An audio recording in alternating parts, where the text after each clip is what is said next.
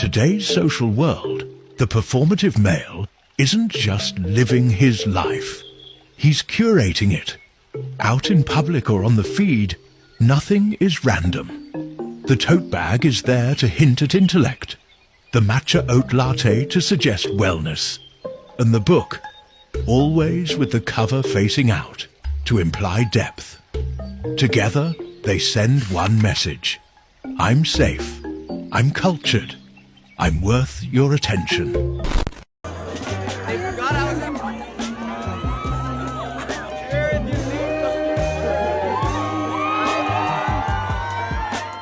I actually burned my own CDs. This is under this law, alright. And this is my favorite CD that I've ever. So I'm not like other guys.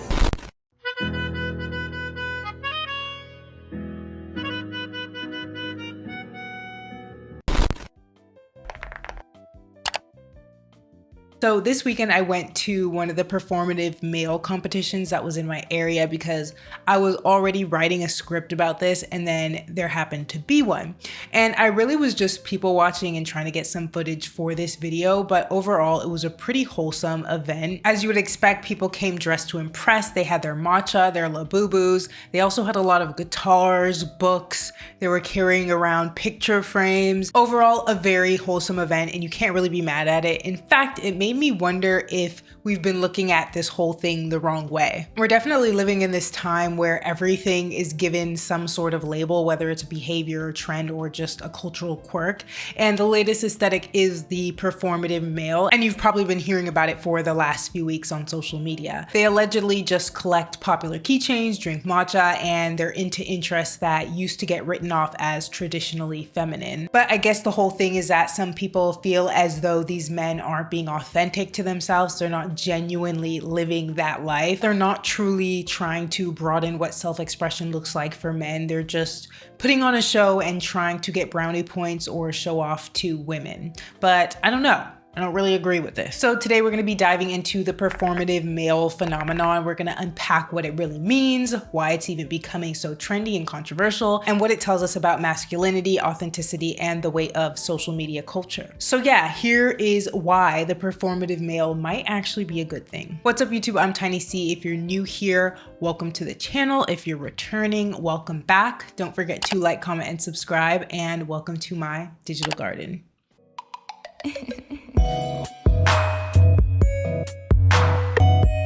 So let's start the conversation off with some definitions. The term performative male describes men who engage in behaviors that are traditionally associated with women or progressive values. And this is also they can supposedly gain approval from women or get some social media clout and validation. Some of the things that are being lumped in this category of men is drinking matcha instead of carrying around coffee, reading books, especially if it's feminist literature or a popular fiction book with the women. The next one is carrying a tote bag instead of a backpack. And this feels a little bit like hipster, but I guess it's getting rebranded as something a performative male would do. Also, there's participating in keychain culture or labubus, I guess. That's just the most popular keychain, but I guess cute accessories or pop mart in general. Then there's playing an acoustic guitar, and I feel like this aesthetic just has a lot of overlap with a soft boy aesthetic. But yeah, bonus points if they're also in a coffee shop. And then just generally embracing interests that are usually coded as feminine, like skincare or fashion, or being emotionally vulnerable and intelligent. And the underlying accusation is that these behaviors aren't actually authentic to who they are, and that these men don't genuinely enjoy to do these things, and they're actually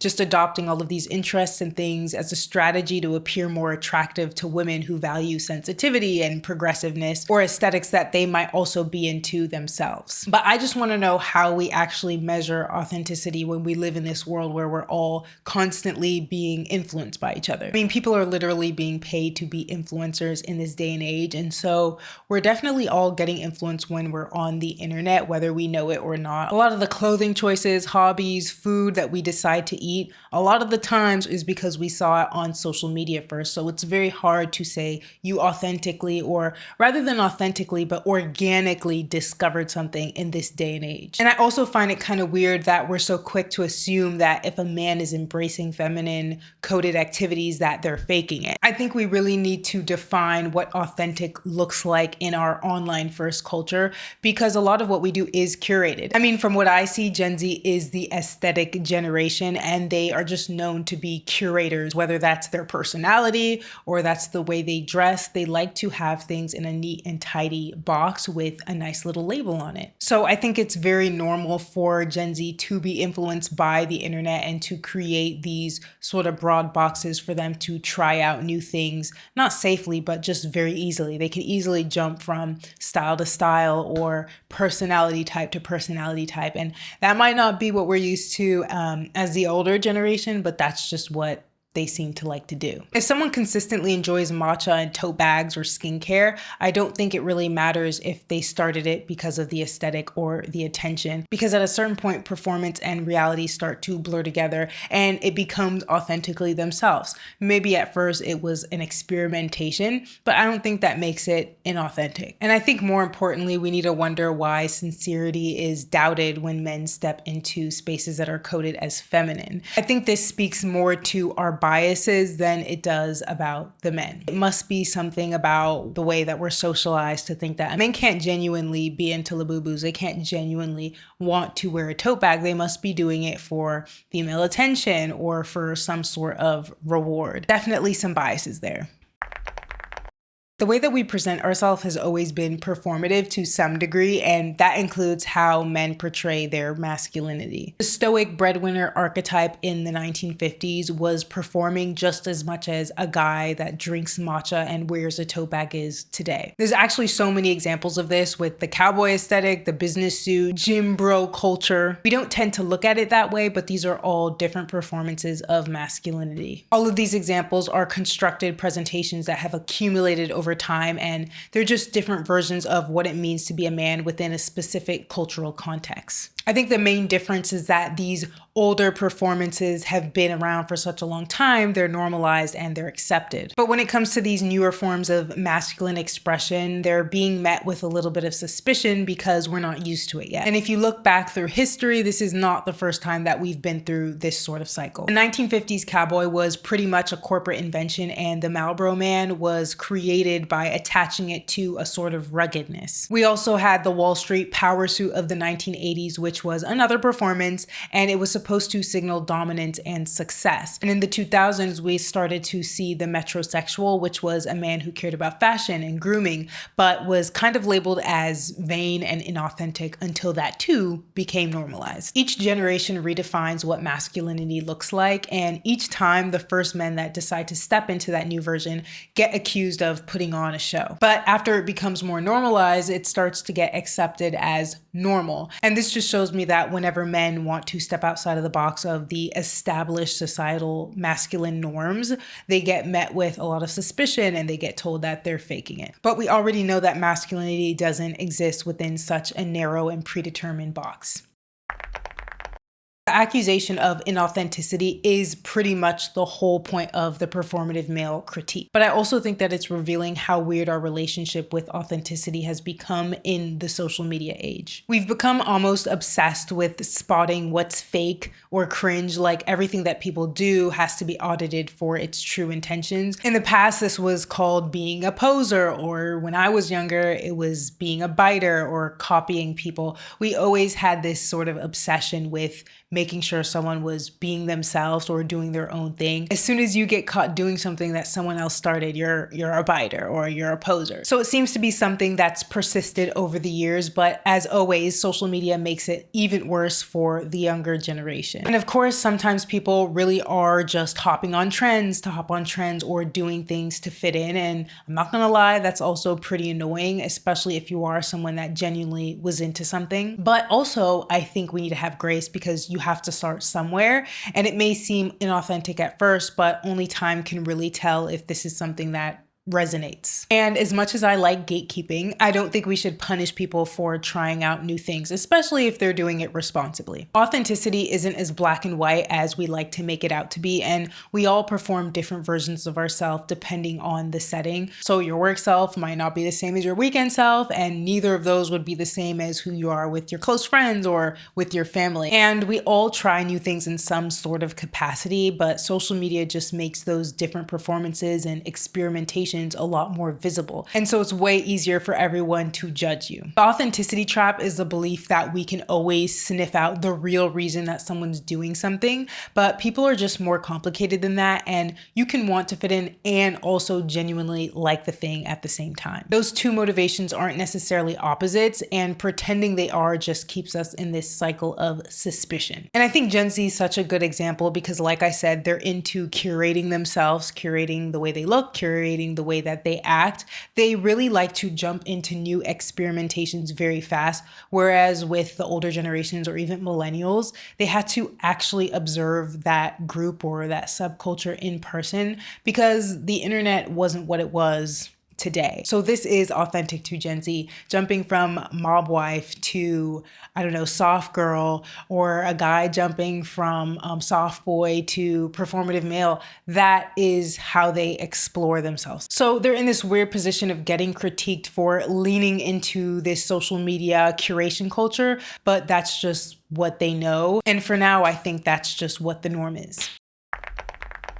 One of the weirder parts of the performative male critique has to do with reading. If I'm understanding correctly, people are arguing that when guys are reading, particularly in public, especially if it's a novel or feminist literature, they're doing this for women's attention or to present in a particular type of way, to seem well read or to show their political leanings or their affiliations. I don't know. That's what I'm gathering from some of the TikToks that I've been seeing about the whole performative male aesthetic. Now, if that is the case, I feel like it's a bad take for a couple of reasons. First, we already can see that literacy rates are on the decline, especially among young men, and studies show that women read for pleasure a lot more than men do. So if we start clowning guys for reading by calling it performative, we're only just discouraging them from picking up books in the first place. I also think it shows how warped our assumptions still are when it comes to men. I wonder what books men would have to be reading for it to come off as authentic. I mean, I don't know, military history, lifting, I don't know, what books would they have to be seen reading for it to come off as more authentic? But also, if a guy is just picking up a book to impress someone, he might end up discovering that he actually likes reading, and that would be a win. Again, I don't think that original motivations cancel out the overall outcome that we get. But also throughout this whole performative male aesthetic, there's this underlying shade and critique that's exposing how we treat women's interests. We're acting as though these books or these interests aren't valuable or interesting in and of itself. The only reason a guy could be interested is because he's trying to get attention. And I don't think that's a thought that we should be perpetuating in society. Like, a lot of things that are tied to women already are devalued. So we don't have to continue to downplay women's interests as if they're not valuable and interesting and, I don't know, entertaining. Because men genuinely can just be interested in reading the same book that a woman is reading. The performative male also has a lot to do with trend culture and the attention economy. Social media and the internet speed everything up and then puts it in our faces. So when matcha or tote bags start to go viral, it's not just about liking the thing anymore. It also becomes a signal of the taste that you have, your values, or what crowds you're trying to fit into. It's pretty much just a form of social capital, and that alone makes determining whether it's authentic in motive a lot more complex. Is a guy just carrying a tote because it's trendy? Maybe, but also he could just really like it. I really just think that with the way social media works nowadays, platforms are pushing us to both try new aesthetics and show them off as part of our identity. And those two things overlap so much that it's hard to separate genuine interest from social signaling. But trend hopping or social signaling isn't automatically a bad thing. Trends can introduce people to new ideas and new communities and new forms of expression. So it's also kind of a good thing. As I've been saying even if someone starts off just to fit in, they might actually end up discovering something that they genuinely love. So boiling all of this down to just a strategic calculation ignores our inherent human need for connection and self-expression, and most importantly, community. And if we're being honest, we all play into social signaling in one way or another. And whether we played into it intentionally or not, I feel as though someone can always find a way to frame it as inauthentic. Ultimately, because of how fast trends move and the attention economy, we can see how a lot of outside forces actually shape how we decide to present ourselves. And it was never really about picking between performance or authenticity, because they've always been a lot more tangled together than we thought. We also need to talk about the fact that men's gender expression is always being policed. I feel like the larger part of society wants men to present and behave in a very rigid way. All the way from the time that they're in preschool, they are learning that they can't step too far outside of the masculine norm. They can't complain, they can't whine, or they're being girly, or they're not being a man. They can't be too emotional, they can't care too much about the way that they look, and they definitely can't be vulnerable. But I also feel like throughout the years, we've been moving towards freedom of self-expression, and we want men and women to be able to behave, act, dress however it is that they want. In popular culture, we definitely celebrate breaking gender norms, and we like to see people being authentic, and we talk about the importance of being true to yourself. But when men are actually trying to step outside of these traditional masculine boxes and to explore a little bit more, we're suddenly very suspicious. And that suspicion, especially when it comes from women, I definitely understand, because it doesn't come out of nowhere. With men and women kind of being at odds, to say the least, there are a lot of valid concerns about manipulation, insincerity, and the baggage of the toxic masculinity that's running rampant. And with the way social media has become so performative, it's no wonder that people are being cautious. And we are living in an era where things are very curated and performative, particularly on social media and even dating apps. So it's no wonder that people are being a lot more cautious. At the same time, though, more men are becoming comfortable with showing emotions and going to therapy and talking about their mental health. So it's a strange moment of extremes. We want to see the growth from men, but then we're also suspicious when they start to show that they're growing. And then with this performative male label getting created, it kind of puts men back into the rigid box. And instead of them being allowed to explore new interests or presentations, they're going to be worried about whether they're coming off as manipulative or fake. And I do think it's important for them to be aware that this is how they may come off, especially when they're coming into women-dominated spaces. It is important to be mindful of the crowd. I always advocate for that. Whatever you're getting into, to be mindful of where you're showing up and to do your research. But I also don't think that they need to be met with hostility. Traditional masculinity has been tied to higher rates of suicide, depression, and substance abuse, partly because of the cultural pressure for them to stay tough and to never seek help. And if this performative male aesthetic is allowing them the space to join healthier communities, share their emotion, and explore these different sides of themselves, then I think that that is a win in my book. But again, I also see how it can seem manipulative, because the traits that are being highlighted, like reading feminist literature, caring about presentation, being emotionally available, are literally the things that women have been asking for years and years. So when men are suddenly starting to show interest in these sorts of things, it feels a little bit like, hold on. But maybe it's not manipulation, and maybe they're adapting to what women have been asking for. They could actually just be listening to what women have been saying, and they're trying to be better partners, better friends, and better people in general. And that's growth in my book, and we definitely don't want to punish men for trying to grow, because that ends up hurting all of us. Because we want healthier gender dynamics, we want to make space for men to try, to fail, and to change without assuming the worst every single time. The whole debate around the performative male feels like a growing pain in the evolution of masculinity. And as gender roles keep shifting, we're going to see more experimentation, more criticism, and more back and forth over what counts as authentic. And from a woman's perspective, I get that it's hard to always have empathy with everything that women have to go through on their own, but we all benefit from the positive changes that are coming out of this mess. So instead of policing all of their attempts, it's probably better to encourage the positive changes that we're seeing. People do try on identities, they pick up new habits, and sometimes they are just performing something that they'll eventually drop or change. But honestly, who hasn't done that? I think it's part of figuring out who you are. And so when men test these new forms of expression, I don't think that's proof of some grand, inauthentic scheme. To me, it's just showing that culture is changing and people are adjusting, and everyone's still trying to work out what it means to be themselves in a world that's changing very quickly.